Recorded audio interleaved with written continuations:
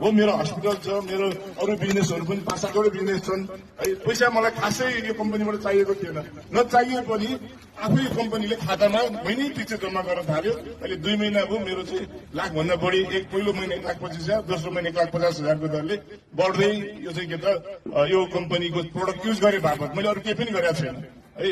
यो कम्पनीको product use गरे र मन परेको कुरा अर्कालाई सेयर गरे, त्यति हो मैले गरेको होइन।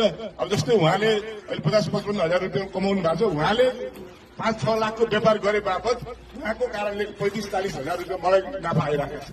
हेर्नुहोस् है, यो कम्पनी चाहिँ डाइरेक्ट सेलिङ रहेछ, यो कसरी आयो भन्ने कुरा आउला होइन। अब जस्तै यो तेल होइन, जस्तै एक्जाम्पलको लागि इन्डियामा चाहिँ प्रोडक्सन हुन्छ होइन, यो तेल कसलाई दिन्छ? नेपालमा डिलरलाई दिन्छ, डिलरले कसलाई दिन्छ? होलसेलरलाई दिन्छ, होलसेलरले कसलाई? रिटेलरलाई, रिटेलरले कसलाई? कस्टमर तपाईँ हामीलाई। भनेपछि 4-5 दर्जा तपाईँहरूको चाहिँ के त नाफा खाँदै मिनिमम 40-50% नाफा जति कसले खान्छ? यो मिलिटरले, विभिन्न होलसेलरले, डिलरले अथवा रिटेलरले खाँदै हामी कस्टमरकोमा आउँदाखेरि 40-50% महँगो पर्छ। तर यसले के गर्यो? डाइरेक्ट कम्पनी टु होइन कस्टमर क्या तपाईँहरू कहाँ पुर्याइदियो, त्यो पनि होम डेलिभरी गरेर।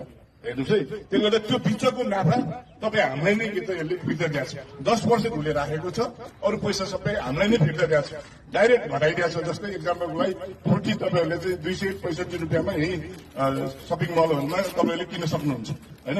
265 मा चाहिँ के त जुन फ्रुटी किनिन्छ त्यो कम्पनीले कति दिएको? 255 मा होइन। डाइरेक्ट 10 रुपियाँ डिस्काउन्ट पनि भएको छ र इन्डाइरेक्टली तपाईँको खातामा यसले फेरि बोनस 4% हालिराखेको हुन्छ। भनेपछि होइन यो प्रोडक्ट किन युज नगर्ने भनेर मैले यो प्रोडक्ट युज पनि गरेँ र यो प्रोडक्ट चाहिँ के त ब्रान्डेड प्रोडक्ट रहेछ। फेरि अर्को कसरी ब्रान्डेड भन्दा यो चाहिँ न टिभीमा एड दिएको छ, न विभिन्न किसिमको होर्डिङ बोर्ड राखेको छ। मलाई मन पर्यो, मैले तपाईँलाई माउथ टु माउथ क्या मैले तपाईँलाई भनेको छु, तपाईँले अर्कोलाई भन्नुभएको छ, अर्कोले अर्कोलाई भनेको छ। यो प्रोडक्ट अहिले दिनको 65 लाखको व्यापार भइरहेको छ।